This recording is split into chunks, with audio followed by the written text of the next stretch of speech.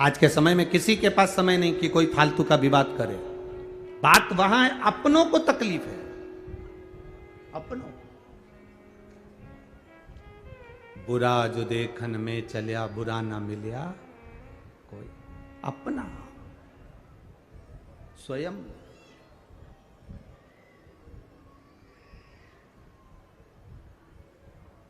कावड़ लेकर जाने वाले जितने भक्त होते हैं, जो शिव जी की कावड़ लेकर जाते हैं, जो भगवान शंकर की कावड़ लेकर जा रहे हैं, शिव जी की कावड़ लेकर जाते हैं, शंकर जी को जल चढ़ाने जाते हैं।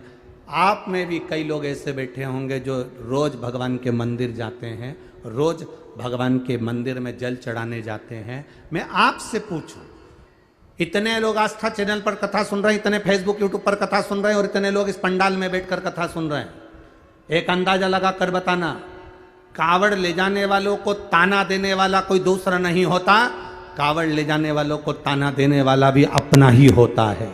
जल चढ़ाने वाले को ताना देने वाला दूसरा नहीं होता, जल चढ़ाने वाले को ताना देने वाला भी अपना ही होता है।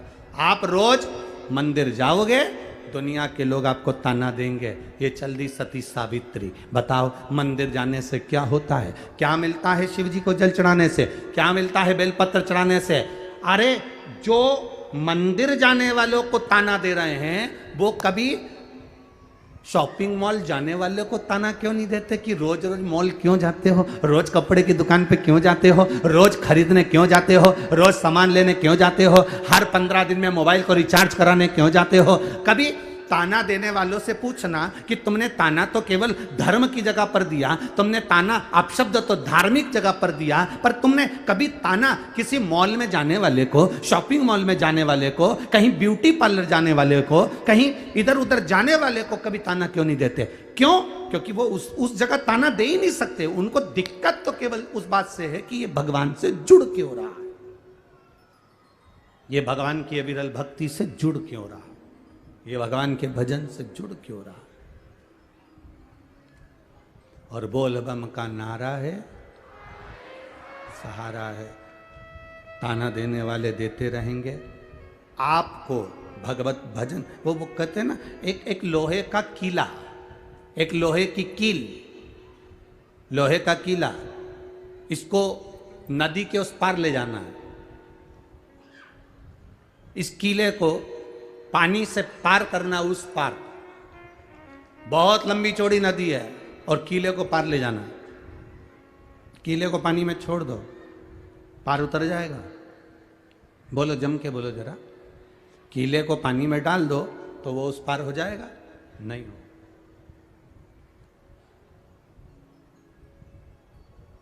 कीले को नदी में छोड़ दो, वो पार हो जाएगा? नहीं। कीले को नदी के पार अगर भेजना है तो उसको लकड़ी में ठोक दो या नाव में उसको ठोक दो, नाव पार होएगी तो कीला भी पार हो जाएगा। ये कीला अकेला पानी में तैर कर पार नहीं हो सकता, उसको ठोकना पड़ेगा नाव में, लकड़ी में, तब ये कीला पार होगा। उसी तरह ये शरीर, ये आत्मा, ये चित्त, ये मन ऐसे ही पार नहीं होगा। इसको शिव महापुराण की नौका में इस मन को चरणों में ठोकना पड़ेगा, तब जाकर ये भव सागर से पार हो सकता है, तब हो सकता। तो पार कहां से हो सकता?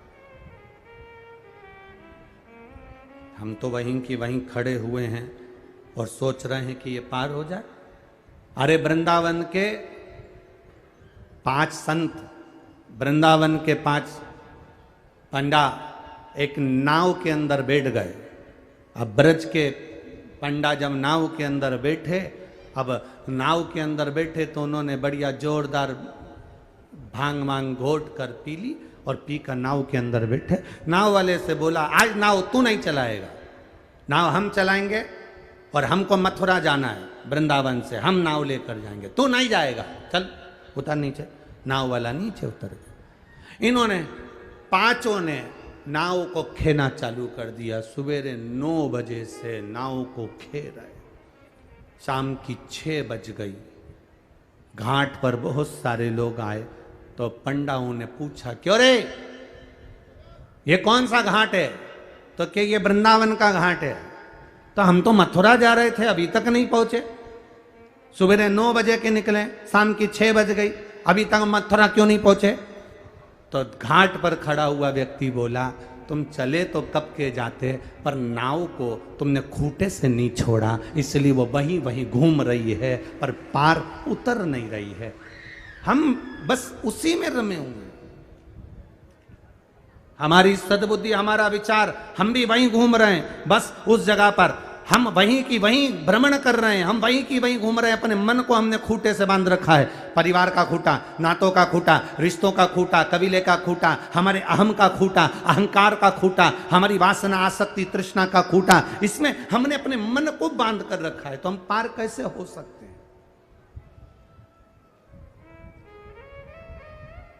शिव मंदिर में जाना, सारे खूंटों से छूट कर जाना। शंकर के मंदिर में कभी तुम सेठ बनकर मत जाना।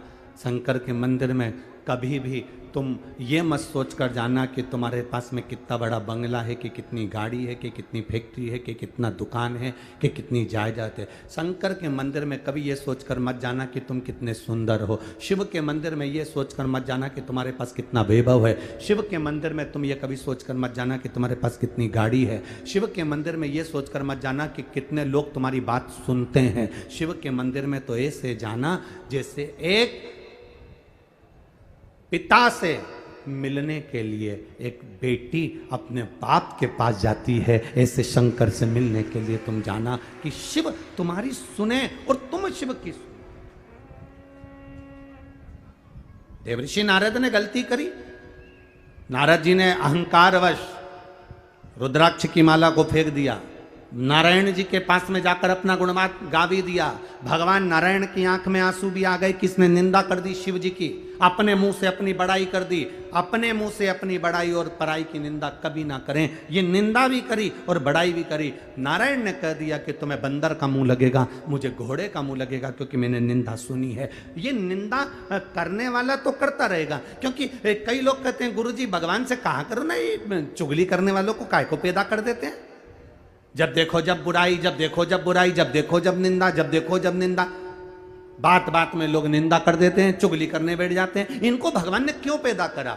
हम कहते हैं भगवान के यहाँ पर हर तरह के फूल हैं। भगवान सब तरह के फूलों को रखता है। जैसे हमारे बगीचे में केवल गुलाब ही गुलाब लगा दो तो आनंद नहीं आएगा। थोड़ा बहुत गेंदा लगाना पड़ता है, थोड़ा कनेर लगाना पड़ता है, थोड़ा कमल लगाना पड़ता है। अपने बगीचे में हमें सब तरह का फूल रखना पड़ता है। माली के बगीचे में माली सब तरह का फूल रखता है। एक तरह का रखेगा तो उसका व्यापार अच्छा नहीं चलेगा, 10 तरह का फूल रखेगा तो व्यापार अच्छा चलेगा। भगवान कहते हैं मेरे बगीचे में भी मैंने ढेर पुष्प लगाए हैं।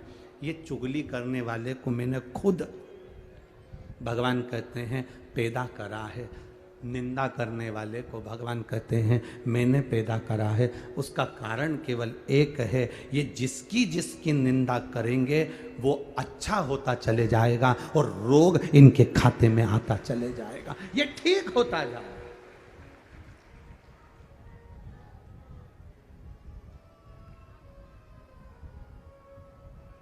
एक पत्र आया है,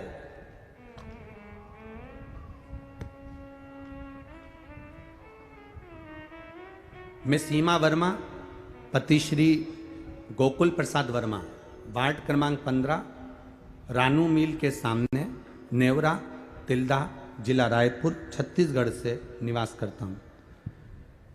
कहीं बैठे हो तो हाथ हिला सकते हैं। मेरी बड़ी बेटी का विवाह हुए 10 वर्ष हो गए थे। कहीं बैठे हो तो हाथ हिला सकते हैं। मेरी बड़ी बेटी के यहाँ शादी हुए, उसका विवाह करे 10 साल हो गए थे। उसके यहाँ संतान नहीं थी। गुरुदेव इलाज निरंतर करते थे, डॉक्टरों को दिखाया, सब कुछ किया, पर 10 साल तक औलाद नहीं हुई। मेरी बेटी को मैंने कहा तू शिवजी के मंदिर जाया कर, सफेद आंकड़े की जड़ का प्रयोग कर। बेटी जब मंदिर जाने लगी, उसको लोग अपशब्द कहने लगे, मंदिर जाने लगी, ताना देने लगे, आड़ा टेढ़ा कहने लगे। मेरी बेटी की आंख में आंसू आए, उसने कहा पिताजी मंदिर जाऊं तो लोग आड़ा टेढ़ा तो कहते हैं, अपशब्द तो कहते हैं।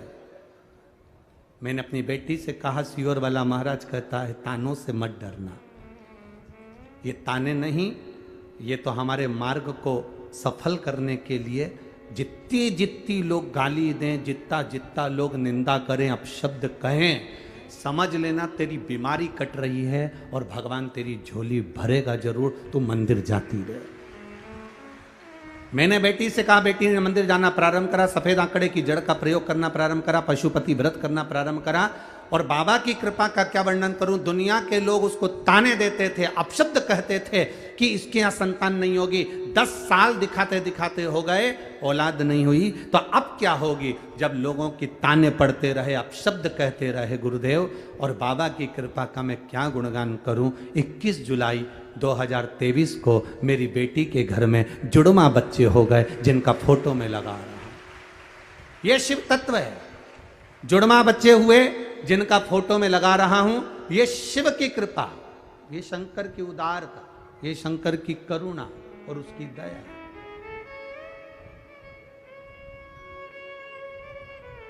खाली न जाता कोई दर से तुम्हारे, खाली न जाता कोई दर से तुम्हारे, मैं भी खड़ा हो नदी बाहें पसारे, अपने हृदय से लगा लो गिरा जा रहा हो, उठा लो प्रभु अपने दर से अब तो न टालो, गिरी जा रही हो, उठा लो। आपको अगर लोग ताना दे रहे हैं, गाली दे रहे हैं, अपशब्द कह रहे हैं, समझ लेना कि प्रभु की कृपा अब चालू हुई है। अच्छा बताओ, मीराबाई बचपन से भगवान का भजन करती थी, बोलो सही है कि गलत है? सही है। बचपन में मीराबाई को भगवान ने दर्शन दिया था क्या? अरे बोलो जम के। मीराबाई को जब जहर का प्याला आया, मीराबाई को जब सांप का पिटारा आया, मीराबाई को जब शेर के सामने ले जाकर छोड़ दिया, मीराबाई को जब जंगल में ले जाकर छोड़ दिया, जितनी बार मीरा के सामने बार बार मीरा को जब कष्ट मिला, तब गिरधर गोपाला उस मीराबाई के लिए दौड़ कर आया। तब आया।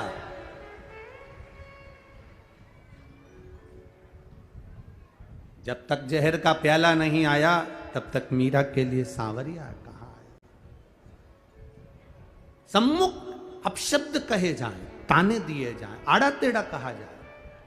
आप लोगों को ताने पर ताने मिले, अपशब्द पर अपशब्द मिले, गाली पर गाली मिले, तुम रोज मंदिर जा रही हो, रोज तुम्हारे परिवार के लोग आड़ा टेढ़ा कर रहे हैं। एक पत्र और देखिए,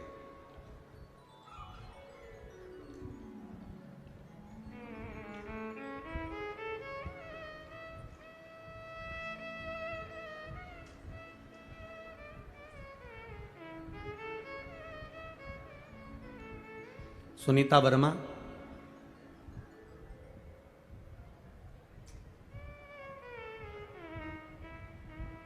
ससुराल मेरा तिल्दा नेवरा तुलसी है।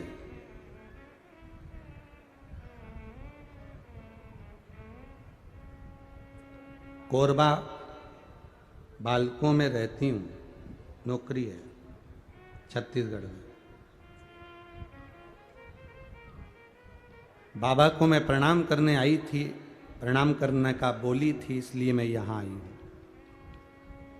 कहीं बैठी हो तो हाथ हिला, आप ही हैं, ऐसा हाथ हिला दो एक बार। हाँ, दोनों हाथ ऐसा हिला दो एक बार। गुरुजी मेरे किडनी में स्टोन था, फिर वो गठान बन गई। डॉक्टर को दिखाया तो उन्होंने कहा ये गांठ हो गई है। रायपुर के डॉक्टरों का इलाज चला। डॉक्टरों ने किडनी निकालने का बोल दिया। अब डॉक्टर ने कहा कि ये किडनी निकलेगी और दूसरी किडनी अगर कोई डोनेट कर रहा हो तो आप वो लगवा सकते हैं। अब कहाँ किडनी ढूंढे बाबा?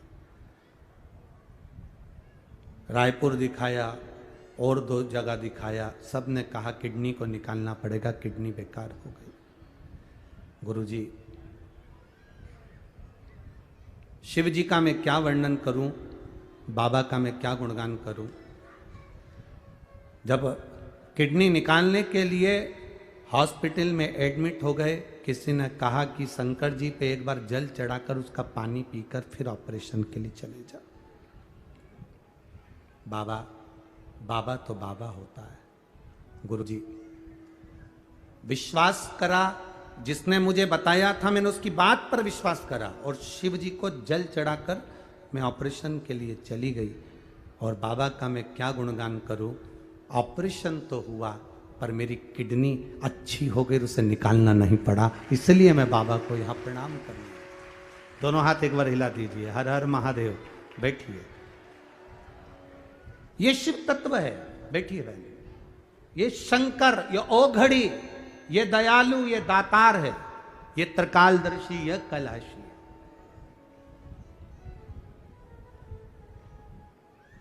हम तो बाबा के भरोसे रहते हैं, हम तो बाबा के भरोसे रहते हैं। ये दुनिया वाले जलते हैं, ये दुनिया वाले जलते हैं, हम तो बाबा के भरोसे चलते हैं, हम तो बाबा के भरोसे चलते हैं। कहे कहने वाला कहता रहेगा, अब शब्द कहने वाला बोलता रहेगा।